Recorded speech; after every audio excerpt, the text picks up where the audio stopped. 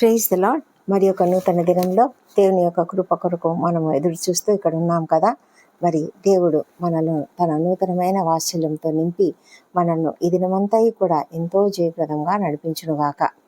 ఈ దినం దేవుడు మనతో మాట్లాడుతున్నటువంటి మాట, ఇస్తున్న వాగ్దానం ఏంటంటే, నీ దేవుడనైన యెహోవానగు నేను, భయపడకుము, నేను నీకు సహాయం చేసేదనని చెప్పుచు నీ కుడి చేతిని పట్టుకొనుచున్నాను. ఈ మాటలు ప్రభువు మరి దేవాది దేవుడు ఇశ్రాయేలీయులతో మాట్లాడుతున్నటువంటి మాటలు. అయితే నీవు నేను దేవుని యందు విశ్వాసం ఉంచినటువంటి మనకందరికీ కూడా దేవుడిస్తున్నటువంటి వాగ్దానము, ఆయన నీ కుడి చేతిని పట్టుకొనుచున్నాడు. మరి ఎంత ధైర్యం ఇచ్చే మాటలు కదా ఇవి. భయపడకుము, నేను నీకు సహాయం చేసేదను అని చెప్తూ నీ కుడి చేతిని పట్టుకుంటున్నాడు. ఎవరైనా మన కుడి చేతిని ఇలా పట్టుకొని మనతో పాటు నడుస్తూ, పర్లేదు నేనున్నాను, ధైర్యంగా ఉండు అని చెప్పారనుకోండి, ఎంత ధైర్యంగా ఉంటుంది కదా మనకు. మరి ఒక తండ్రి తన కుమారునికి కానీ, ఒక తండ్రి తన కుమార్తెకు కానీ, తన తల్లి ఒక కుమారునికి, ఇలా ఎవరైనా సరే ధైర్యం ఇస్తూ మాట్లాడితే ఎంతో ధైర్యం మనకు వస్తుంది. మరి దేవుడు తానే మనకు ఇస్తున్నటువంటి ఈ వాగ్దానమును బట్టి మనం దేవునికి ఎంతగానో స్తుతులు చెల్లించాలి. ఆయన మన యొక్క సృష్టికర్త, ఆయన సార్వభౌమ అధికారం గలవాడు, సర్వశక్తిమంతుడు. ఆయనకు అసాధ్యమైనది ఈ లోకంలో ఏదీ లేదు. అలాంటి గొప్ప దేవుడు నీ చేతిని పట్టుకుంటున్నాడు అంటే, ఆయనను తనను నమ్మినటువంటి బిడ్డలను తను చెయ్యి పట్టుకొని నడిపిస్తూ ఉన్నాడు. కాబట్టి మనము భయపడకుండా ముందుకు సాగాలి. ఒకసారి ఆలోచించు, ఎప్పుడైనా మనకు అనిపించవచ్చు, అంటే ఎక్కడ ప్రభువు చెప్తాడు, దేవుడి యొక్క మాటలు మనం వింటాం, కానీ ఎలా తెలుస్తుంది మనకు ఆయన మనతో ఉన్నాడో లేదో మనకేం తెలుస్తుంది అని. కానీ నమ్మాలి, విశ్వాసం ఉంచాలి. విశ్వాసం ఉంచినప్పుడే మనము దేనినైనా సాధించగలుగుతాము. విశ్వాసం లేకపోతే మనం దేవునికి ఇష్టలై ఉండటం అసాధ్యం. దేవుడు మరి తను నమ్మమని చెప్పాడు కదా, నమ్మమని చెప్పినప్పుడు మనం నమ్మాలంతే. మరి కనిపించలేదు కాబట్టి నేను నమ్మను అని అనుకునేదానికి వీలు లేదు. అయితే ఈ సమయంలో నీవు దేని గురించి భయపడుతున్నావో, ఏ పరిస్థితిని బట్టి నువ్వు భయపడుతూ, మరి ఇది ఎవరైనా నాకు తోడుంటే బాగుండు, ఎవరైనా నా చెయ్యి పట్టుకుంటే బాగుండు అని అనుకుంటున్నట్లయితే నువ్వు దేని గురించి కూడా దిగులు పడవలసిన అవసరం లేదు. కానీ ప్రభువే మనకు వాగ్దానం ఇస్తున్నాడు. ఆయనే చెప్తున్నాడు, నేను నీకు సహాయకుడను, నేను నీ కుడి చెయ్యి పట్టుకుంటున్నాను, నీవు భయపడవద్దు అని. ఈ మాటలు ఆయన డైరెక్ట్గా మనతోనే మాట్లాడుతున్నాడు. దీని గురించి ఎలాంటి భయము కానీ అనుమానం కానీ అవసరం లేదు. ఎందుకంటే నీవు ఆయనను నమ్మి ఉన్నావు కదా. నువ్వు నమ్మినట్లయితే ఆయన తప్పకుండా నీ దేవుడై ఉన్నాడు, నిన్ను నడిపించే దేవుడై ఉన్నాడు. ఎందుకు మన చెయ్యి పట్టుకుంటున్నాడు ఆయన అంటే, మనకు ధైర్యం చెప్పడానికి పట్టుకుంటున్నాడు. ఎందుకంటే ఆయన నిన్ను తన స్నేహితురాలిగా భావిస్తున్నాడు. ఆయన ఒక తండ్రిగా వ్యవహరిస్తున్నాడు. నీకు అభయం ఇస్తూ ఆయన నీ చెయ్యిని పట్టుకొని నీకు ధైర్యం చెప్తూ ఉన్నాడు. మనము అందుకే ఎల్లప్పుడూ కూడా ఆయనతో సంబంధం కలిగి ఉండాలి. ఆయన మనతో నిత్యము సంబంధం కలిగి ఉన్నట్లయితే, అనుబంధం కలిగి ఉన్నట్లయితే, సహవాసం కలిగి ఉన్నట్లయితే, ఆయన మనతో మాట్లాడేది మనకు అర్థమవుతుంది, మన హృదయానికి గోచరం అవుతుంది. యెషయా గ్రంథం అంతట్లో కూడా మనకు చాలాసార్లు ప్రభు ఇశ్రాయేలీయులతో చెప్పడం మనకు కనిపిస్తుంది, భయపడకుము భయపడకుము అని. ప్రభు మనతో కూడా ఈనాడు అదే మాట చెప్తూ ఉన్నాడు, మాటికే చెప్తున్నాడు. ఎందుకంటే మనం చాలాసార్లు మన సమస్యలను చూసి భయపడుతూ ఉంటాము, మన అనారోగ్యాలను చూసి భయపడుతూ ఉంటాము, శ్రమలను చూసి భయపడుతూ ఉంటాము. అయితే మనకు అర్థం కానిది ఒకటే, ఆయన నీ కుడి చెయ్యి పట్టుకోవడం అంటే ఎంతో ధైర్యాన్ని ఇస్తూ, ఎంతో మన దగ్గరి వాళ్ళే కదా అలా పట్టుకుంటారు. మరి మనకు ఎంతో క్లోజ్ రిలేషన్షిప్ కలిగిన వాడై ఆయన ఆ మాట చెప్తూ ఉన్నప్పుడు మనం ఎంతో ధైర్యంగా ముందుకు సాగడానికి మనకు ధైర్యం వస్తుంది. మరి ఆ విధమైనటువంటి ఆదరణ ఇవ్వడానికే ఈ మాటను ఆయన చెప్తూ ఉన్నాడు. మనము ఈ మాట వలన ఇంకా ధైర్యం పొందుకోవాలి. ఇది ఒక ఆజ్ఞగాను ఉంది, అలాగే ఆదరణ కలిగించేదిగాను ఉంది, అలాగే మనల్ని ఎంకరేజ్ చేసేదిగా కూడా ఉంది. ఎందుకంటే మనము ఆయన యొక్క సార్వభౌమ అధికారాన్ని, ఆయనకు మన పట్ల ఉన్న ప్రేమను మనము మనం తెలుసుకోవాలి అని ఆయన మనతో ఈ మాట చెప్తున్నట్లుగా మనము గ్రహించుకోవాలి. మనకు భయం వేసినప్పుడు, మనకు చాలా సమస్యలు ఉన్నాయని చాలా భయపడినప్పుడు మనం దేవుని వైపు చూస్తూ ఉంటాము. అనేక మార్లు దేవుని యొక్క వాగ్దానాల కొరకు వెతుకులాడుకుంటూ ఉంటాము, బైబిల్ చదువుతూ ఉంటాము. ఆయన ఎక్కడ ఏ మాటలు చెప్పాడో, మనకు అనుకూలమైనటువంటి వచనాలు ఏమైనా ఉన్నాయా అని చాలా చాలా వెతుకుతూ ఉంటాము. అదేవిధంగా ఆయన సన్నిధి కొరకు కూడా మనం ప్రార్థిస్తూ ఉంటాము. భయము మనకు ఒక్కొక్కసారి మన యొక్క ఆలోచనలను చెదరగొట్టేలాగా ఉంటుంది. మనము దేవుని పైన ఆధారపడడం అనే దాన్ని వదిలిపెట్టేలాగా చేస్తుంది. అందుకే చాలాసార్లు మనం ఏం చేస్తామంటే, దానికి మనకున్నటువంటి సమస్యకు తగినట్లుగా ఏ మనుషులు మనకు సహాయం చేస్తారా, ఏ అధికారులు మనకు సహాయం చేస్తారా, ఏ డాక్టర్లు మనకు సహాయం చేస్తారా అని మన పరిస్థితిని బట్టి మనం ఆలోచిస్తూ ఉంటాము. ఎవరి దగ్గరికి వెళ్ళాలా అని మొట్టమొదట ఆలోచిస్తూ ఉంటాము. ఎవరి ద్వారా సహాయం దొరుకుతుందా అని వాళ్లకు ఫోన్లు చేయాలని ఆలోచిస్తూ ఉంటాము. కానీ ఒక్కసారి మనం మొట్టమొదటగా దేవుని వైపుకు తిరిగి దేవునిని ప్రార్థన చేయాలి. అప్పుడు మన ఎదుట మన మార్గం అంతా కూడా సరళమవుతుంది. మనకు మార్గం సహాయం చేసే వాళ్ళను దేవుడే మనకు పంపిస్తాడు. దేవుడే మనకు పంపించినప్పుడు మనముగా ఎవరి దగ్గరికి వెళ్ళనవసరం లేదు. దేవుడే మనుషులను ఏర్పాటు చేస్తాడు.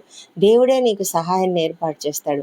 దేవుడే నీకు డాక్టర్లను ఏర్పాటు చేస్తాడు. దేవుడే నీకు తగిన ఇమ్మీడియట్గా ఎప్పుడు నీకు ట్రీట్మెంట్ కావాలో వెంటనే దొరికేలాగా దేవుడు మనకు చేస్తాడు.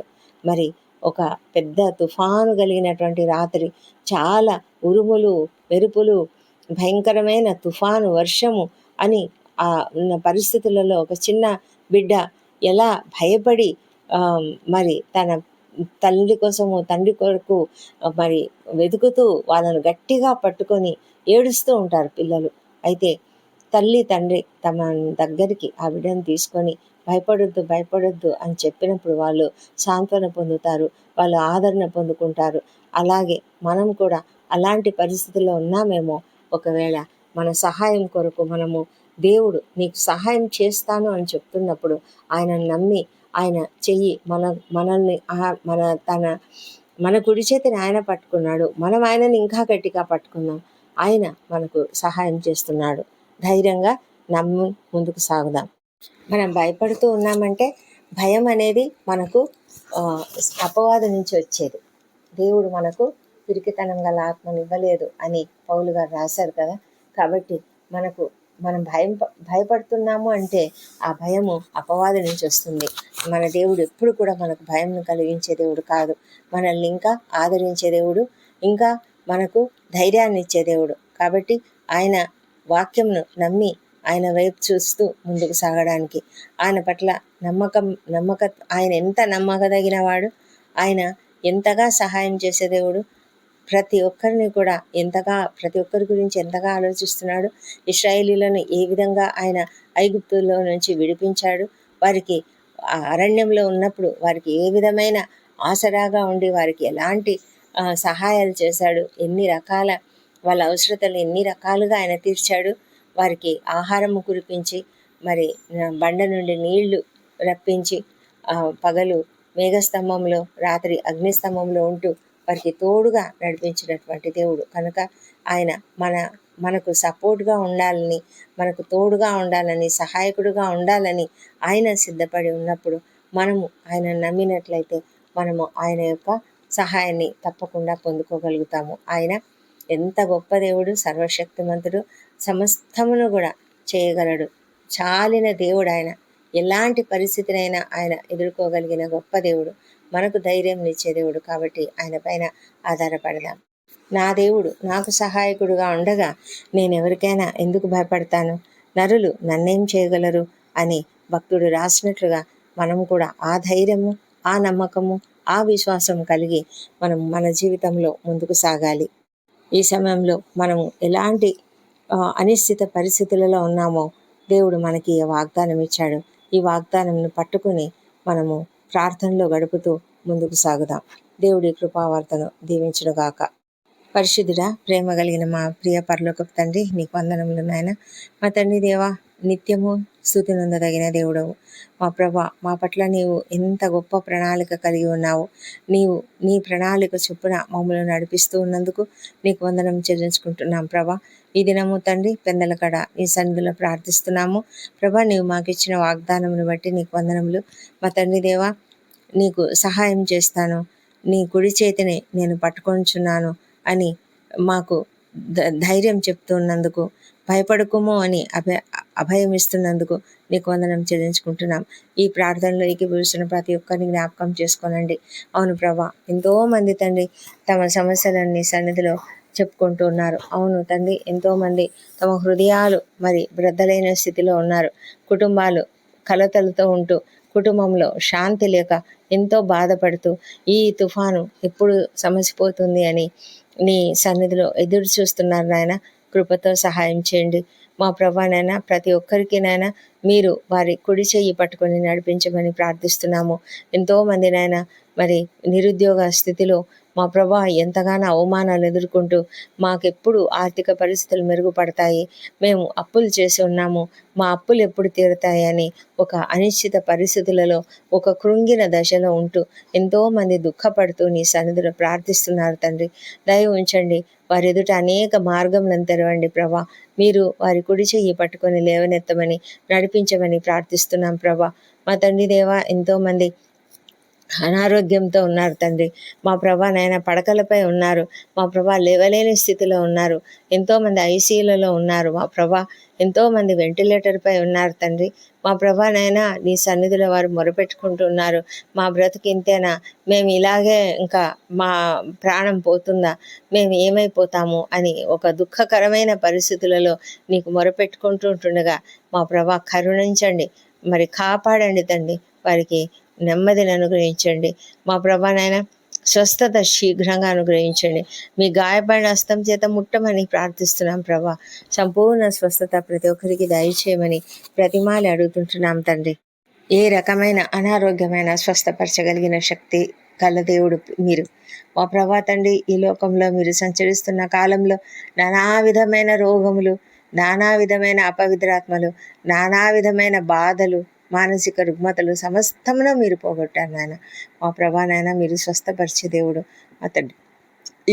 ఈ సమయంలో ప్రార్థిస్తున్నాము ప్రతి ఒక్కరిని. క్యాన్సర్ వ్యాధులతో బాధపడుతున్నవారు, బ్రెయిన్ సమస్యలతో బాధపడుతున్నవారు, గుండె సంబంధిత వ్యాధులతో బాధపడుతున్నవారు, లంగ్స్లో ప్రాబ్లంతో బాధపడుతున్నవారు, లివర్ ప్రాబ్లమ్స్ మా తండ్రి దేవా, ఎంతోమంది నాయన కిడ్నీ వ్యాధులతో బాధపడుతున్నారు దేవా. ఏ బాధనైనా కూడా తొలగించగలిగినది గొప్ప దేవుడు తండ్రి. సహాయం చేయమని ప్రార్థిస్తున్నాం ప్రభా. స్వస్థపరిచే దేవుడు మీరు, స్వస్థపరచండి మా తండ్రి. మీ గాయపడిన హస్తం చేత ముట్టండి నాయన, స్వస్థపరచమని వేడుకొంచున్నాం. సంపూర్ణ స్వస్థత, సమాధానం ప్రతి ఒక్కరికి దయచేయండి. ఆ కుటుంబ సభ్యులకి ఎంత ఆందోళన ఉంటుంది, భార్య, పిల్లలు, భర్త, పిల్లలు, లేకపోతే మా ప్రభా తల్లిదండ్రులు, అక్కజాళ్ళలు, అన్నదమ్ములు, ఎంతమంది నాయన కుటుంబ సభ్యులు ఎంతగానో దుఃఖంలో, వేదనలో, బాధలో మరి ఎదురు చూస్తూ ఉంటున్నారు మా ప్రభా. ఆర్థికంగా కూడా ఎన్నో సమస్యలను ఎదుర్కొంటున్నారు తండ్రి. దయ ఉంచండి, ప్రతి ఒక్కరిని స్వస్థపరచండి. క్యాన్సర్ వ్యాధులతో బాధపడుతున్న వారిని స్వస్థపరచండి మా ప్రభా తండ్రి. ఎంతోమంది డయాలసిస్ కూడా వెళ్తున్నారు, కీమోథెరపీలు కూడా వెళ్తున్నారు. సహాయం చేయండి నాయన మా ప్రభా. ఈ సమయంలో ఎంతమంది అయితే మరి సర్జరీలో కూడా వెళ్తున్నారో వారిని కూడా మీరు కనికరించి స్వస్థపరచండి ప్రభా. క్షేమంగా బయటపడి నాయన, క్షేమంగా ఆరోగ్యంగా ఇంటికి వచ్చినట్లుగా సహాయం చేయమని వేడుకొంచున్నాం తండ్రి. మా తండ్రి దేవా, ఇంకా ఎన్ని రకాల పరిస్థితులలో ఉన్నారో, ఎవరు ఉద్యోగ జీవితాలలో అనేక మంది ప్రభా వారి యొక్క అవమానకర స్థితులలో, అనేకమైన పరిస్థితులలో ప్రభా వారు దుఃఖంతో మరి ఈ ఉద్యోగ జీవితం ఎలాగ నెట్టుకు రావాలని బాధపడుతున్నారు తండ్రి. ఆ పరిస్థితులన్నీ బాగు చేయండి, మరి సమస్తం కూడా సరిచేయండి. శాంతిని, సమాధానమును కుమ్మరించండి, కుటుంబాలలో శాంతిని కుమ్మరించండి మా ప్రభానైనా. ఇంకెవరు ఎలాంటి సమస్యలలో ఉన్నా కూడా ఆ సమస్యలన్నీ కూడా తొలగించమని ప్రార్థిస్తున్నాము. చదువుకుంటున్న బిడ్డలు, పరీక్షలు రాస్తున్న బిడ్డలు, ప్రతి ఒక్కరిని కూడా దీవించండి ప్రభా. అందరూ కూడా క్షేమంగా ప్రయాణాలు, వారి క్షేమంగా రాకపోకలందు తోడుగా ఉండండి. అదేవిధంగా పరీక్షలలో తోడుగా ఉండండి. మంచి జ్ఞానంతో వారు పరీక్షలు రాయనట్లుగా సహాయం చేయమని వేడుకొంచున్నాము. రక్షణకర్తవు నీవే, సహాయం చేయమని వేడుకొంచున్నాం తండ్రి. మా దేవా ప్రభా, అద్వితీయుడవు, ఆశ్చర్యకరుడవు తండ్రి. నాయన మరి సమస్తం ఎరిగిన దేవుడవు కనుకనే నీవు మాకు చెప్తున్నావు. మా హృదయ రహస్యములను ఎరిగిన దేవుడవు. మరి భయపడకుము, నేను నీ కుడి చేతిని పట్టుకుంటున్నాను, నీకు సహాయం చేస్తానని చెప్తున్నారు. కనుక మేము ధైర్యంగా విశ్వాసంతో ఆ వాక్యంను తీసుకొని మేము ప్రభా నీ పైన విశ్వాసంతో ముందుకు సాగడానికి సహాయం చేయమని వేడుకొంచున్నాం ప్రభా. మా తండ్రి దేవా, మరి ఎంతోమంది నాయన మరి యుద్ధ వాతావరణంలో ఉన్న పరిస్థితులలో ప్రపంచంలో అనేక మందిని జ్ఞాపకం చేసుకుంటున్నాం ప్రభా. మా బంధువులు, స్నేహితులు ఎంతోమంది ఉన్నారు తండ్రి. ప్రభా, వారందరినీ కూడా మీరు కాపాడండి. యుద్ధ వాతావరణం తొలగిపోనట్లుగా మా ప్రభా తండ్రి శాంతి కుమ్మరించబడినట్లుగా సహాయం చేయండి. ఇశ్రాయేల్ దేశంను దీవించండి, యెరూషలేమును దీవించండి. వారి నగరులలో క్షేమమును, వారి ప్రాకారములలో నెమ్మదిని దయచేయమని ప్రార్థిస్తున్నాం ప్రభా. మా తండ్రి దేవా, ముఖ్యంగా ఎంతమంది శ్రమలకు గురవుతున్నారో, ఎంతమంది అనేక రకాలుగా శాంతిని కోల్పోయి ప్రభా, ఆత్మీయులను కోల్పోయి మరి ఆస్తులను కోల్పోయి దుఃఖంలో ఉన్నారో వారందరినీ కూడా మీరు ఆదరించమని ప్రార్థిస్తున్నాం తండ్రి. మా తండ్రి, ప్రతిదీ కూడా నీ చిత్త ప్రకారం జరుగుతుందని నమ్ముతున్నాము. సహాయం చేయమని వేడుకొంచున్నాం తండ్రి. మీరు ఇన్వాల్వ్ కమ్మని వేడుకొంచున్నాము. మా ప్రభా, రక్షణ లేని ప్రతి ఒక్కరిని జ్ఞాపకం చేసుకుంటున్నాము. వారి హృదయాలు కఠినమై ఉన్నాయి, భయంకరమైన కఠినత్వం. మా ప్రభానైనా వారి హృదయాలను తెరవండి. మనోనేత్రాలను వెలిగించిన ఆయన నీ శిలువ విలువను అర్థం చేసుకునేలాగా హృదయాలను తెరవమని వేడుకొంచున్నాం తండ్రి. మరి అనేకమైన రుగ్మతలతో, మానసిక రుగ్మతలతో బాధపడుతున్నవారు, అనేక మంది వ్యసనాలకు గురై నీకు దూరంగా ఉన్నవారు, వారిని కూడా మీరు దయ ఉంచి మీరు తాకండి, వాళ్ళను మార్చమని, మారుమనసు ఇవ్వమని ప్రభా, నిన్ను అంగీకరించేలాగా వారి హృదయాలను తిప్పమని ప్రార్థిస్తున్నాం ప్రభా. మా తండ్రి, సేవకులను దీవించి వారి సేవను ఆశీర్వదించండి. చర్చెస్ కట్టించుకుంటున్నటువంటి వాళ్ళను మరి ఆర్థికంగా వారికి వెసులుబాటు దయచేయమని ప్రార్థిస్తున్నాం ప్రభా. మా తండ్రి దేవా, ఇంకా ఎవరెవరు ఏ సమస్యల్లో ఉన్నారో, ల్యాండ్ సమస్యలు, కోర్టు సమస్యలు, మా ప్రభానైనా ఇంకా అనేక ఇతర సమస్యలతో బాధపడుతున్న ప్రతి ఒక్కరికి మీరు సహాయం చేసే దేవుడు అయినారు. వారి కుడి చేతిని పట్టుకొని ఉన్నందుకు నీకు వందనములు ప్రభా. వారి ప్రాబ్లమ్స్ అన్నీ కూడా యేసు నామములో సాల్వ్ అయిపోతున్నందుకే నీకు వందనం చెల్లించుకుంటున్నాం ప్రభా. మా తండ్రి, మరి ప్రయాణాలలో ఉన్న ప్రతి ఒక్కరిని కూడా దీవించి క్షేమంగా నడిపించమని ప్రార్థిస్తున్నాం తండ్రి. మా తండ్రి దేవా, మరి నీకే వందనములు, స్తోత్రములు నాయన. మా ప్రభా, మరి ఇది నా బర్త్డేలు, వివాహ దినం జరుపుకుంటున్న బిడ్డలను దీవించండి. గడిచిన సంవత్సరం అంతా మీరు వారికి చేసిన ప్రతి మేలును బట్టి నీకు వందనములు. రాబోయే సంవత్సరంలో ఇంకానూ అధికమైన మేలులను వారికి అనుగ్రహించమని ప్రార్థిస్తున్నాం తండ్రి. మా ప్రార్థనలన్నీ మీరు అంగీకరించి జవాబులు ఇచ్చినందుకు నీకు వందనములు. ఈ ప్రార్థనలన్నీ మా ప్రభువును, మా ప్రియ రక్షకుడు నాయన యేసుక్రీస్తు నామంలో అడిగి పొంది ఉన్నామని నమ్ముతూ నీకు స్తోత్రం చెల్లిస్తున్నాం తండ్రి. Amen, amen.